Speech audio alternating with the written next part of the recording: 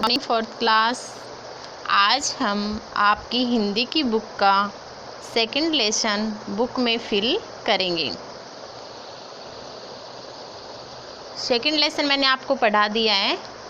क्या था हमारा? वर्ण और वर्णमाला, जो कि हम पढ़ चुके हैं।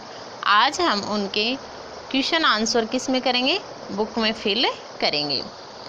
तो सबसे पहले बच्चों हम देखते हैं, हमारा पहला क्वेश्चन है, सही उत्तर पर सही का निशान लगाइए।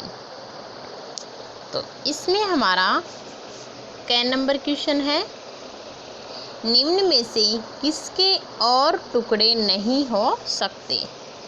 यानी निम्न में से किसके और टुकड़े नहीं हो सकते? तो पहला ऑप्शन है हमारा वर्ण, वर्णों के, दूसरा है शब्दों के, तीसरा है वाक्यों के। तो बच्चों मैंने आपको बताया था कि किसके और टुकड़े नहीं किए जा सकते, यानी कि वर्ण के और टुकड़े नहीं किए जा सकते, क्योंकि भाषा की सबसे छोटी इकाई क्या कहलाती है? वर्ण। तो इसमें क्या होगा? पहला ऑप्शन आएगा वर्ण, वर्णों के, ये हमारा राइट होगा।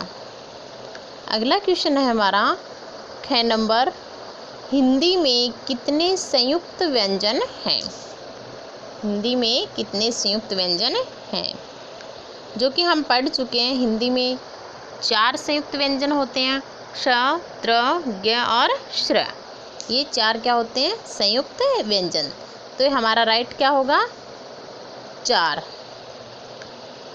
अगला क्वेश्चन हमारा ग नंबर है, किसी शब्द के वर्णों को अलग अलग करके लिखने को कहते हैं। जो कि मैंने आपको बताया था कि किसी शब्द के को अलग अलग करेंगे तो यानी उनके टुकड़े करेंगे तो क्या कहलाता है? वर्ण विच्छेद। हमारा पहला ऑप्शन है वर्ण विच्छेद, अगला है अर्थ विच्छेद, अगला है संधि विच्छेद। तो इसमें हमारा राइट क्या होगा? वर्ण विच्छेद। क्या होगा? वर्ण विच्छेद, यानी वर्णों का अलग अलग करना ही क्या कहलाता है? वर्ण विच्छेद। इसके बाद हमारा दूसरा क्वेश्चन है, निम्नलिखित वर्णों से पहले और बाद के वर्णों को लिखिए। क्या करना है? कुछ शब्द दिए, वर्ण दिए हुए हैं, उनके पहले कौन सा वर्ण आएगा और बाद में कौन सा वर्ण आएगा, वो हमें यहाँ लिखना है। तो हमें ये दिए हुए आपकी बुक में ये वर्ण दिए हुए हैं, आपको जो मैंने लिख रखे हैं वो आपको फिल करने हैं। तो सबसे पहले हम देखते हैं ई। कौन सा देखते हैं? ई। पहले है आपके ई लिखा हुआ है। तो ई से पहले क्या आता है? आ। क्या आता है? आ। और छोटी ई के बाद क्या आता है? ई। तो ये हमें फिल करना है। उसके बाद है री। क्या है? री। तो बच्चों री से पहले क्या आता है? ऊ। क्या आता है? ऊ। और री के बाद क्या आता है? ए। तो ये हमें फिल करना है, जो कि मैंने आपको यहाँ पर करके दिखा रखा है। अगला है हमारा ग। क्या है? ग। तो ग से पहले क्या आता है? ख। और ग के बाद क्या आता है? घ, जो हमें लिखना है। इसके बाद है हमारा च। तो बच्चों च से पहले क्या आता है? ड़। और च के बाद क्या आता है? छ। इसके बाद हमारा है फ। तो फ से पहले क्या आता है? प वर्ण आता है। क्या आता है? प। और फ के बाद ब वर्ण आता है। तो ये हमें फिल करना है। इसके बाद है ल। तो बच्चों ल से पहले कौन सा वर्ण आता है? र। जैसे य, र, ल, व। तो ल से पहले आता है र। और उसके बाद ल जो हमारा लिखा हुआ है, और ल के बाद आएगा व। तो बच्चों ये हमारा सेकंड क्वेश्चन हुआ। निम्नलिखित वर्णों से पहले और बाद में वर्ण लिखने, यानी पहले कौन सा वर्ण आएगा और बाद में कौन सा वर्ण आएगा। एक एक वर्ण आपके लिखे हुए हैं, उनके पहले और बाद के वर्ण आपको अपनी बुक में फिल करना है।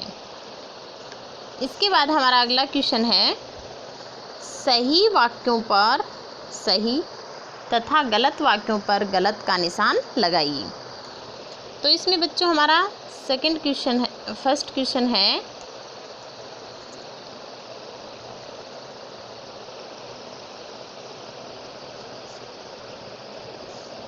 वर्ण भाषा की सबसे छोटी इकाई है। जो कि हम पढ़ चुके हैं, वर्ण क्या है, भाषा की सबसे छोटी इकाई है। तो ये हमारा क्या होगा, राइट होगा। क्या होगा, सही होगा। इसके बाद हमारा अगला क्वेश्चन है, ख नंबर, दो शब्दों के मिलने से संयुक्त व्यंजन बनते हैं। दो क्या बोला है, स्वरों के मिलने से, दो स्वरों के मिलने से संयुक्त व्यंजन बनते हैं। ये रॉन्ग होगा, गलत होगा, क्योंकि दो व्यंजनों के मिलने से क्या बनता है, संयुक्त व्यंजन। यहाँ पर क्या दे रखा है, स्वर दे रखा है, तो स्वरों के मिलने से नहीं बनता संयुक्त व्यंजन। संयुक्त व्यंजन दो व्यंजनों के योग से बनता है। तो ये हमारा क्या होगा, रॉन्ग होगा। अगला हमारा है ग नंबर, हिंदी में कुल 11 स्वर हैं। जो कि हम पढ़ चुके हैं, हिंदी में कितने स्वर होते हैं, 11 होते हैं। ये भी हमारा क्या है, राइट है। तो बच्चों इसमें क नंबर राइट है, ख रॉन्ग है और ग राइट है। इसके बाद हमारा अगला क्वेश्चन है, निम्नलिखित शब्दों के निम्नलिखित प्रश्नों के उत्तर लिखिए। यानी यहाँ पर प्रश्न दिए हुए हैं, उनके हमें आंसर लिखने हैं। जो कि मैंने यहाँ पर आपको लिख कर दिखा रखा है, आपको अपनी बुक में लिखना है। पहला क्वेश्चन हमारा है, वर्ण किसे कहते हैं। पहला क्वेश्चन क्या है, वर्ण किसे कहते हैं। इसका आंसर है, ध्वनि का वह रूप जिसके और टुकड़े न किए जा सकें वर्ण कहलाता है। यानी कि ध्वनि का वह रूप जिसके और टुकड़े नहीं किए जा सकते वर्ण कहलाता है। अगला क्वेश्चन हमारा है, वर्णमाला किसे कहते हैं। तो बच्चों इसका आंसर होगा, वर्णों के व्यवस्थित रूप को वर्णमाला कहते हैं। यानी वर्णों को जब हम सही क्रम में लिखेंगे तो वह क्या कहलाएगी, वर्णमाला। अगला क्वेश्चन हमारा है ग नंबर, अनुस्वार, अनुनासिक और विसर्ग। जो कि मैंने आपको पढ़ाया था, अनुस्वार, अनुनासिक और विसर्ग शब्द हैं। उन अनुस्वार, अनुनासिक और विसर्ग के क्या करने हैं, हमें दो दो उदाहरण लिखने हैं। तो अनुस्वार का देखते हैं हम सबसे पहले। अनुस्वार में क्या होता है, वर्ण के ऊपर बिंदु लगी होती है। तो इसमें पहला हमारा है संग, दूसरा है बंदर। इसके बाद हमारा है अनुनासिक।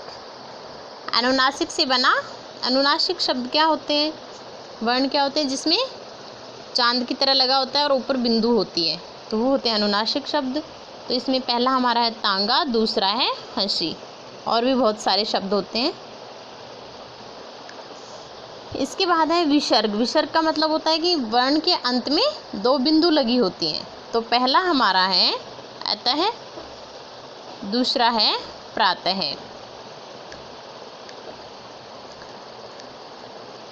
तो बच्चों आज का आपका ये क्या है, HW है। कौन सा, मैंने 4 क्वेश्चन करवाए हैं आपको।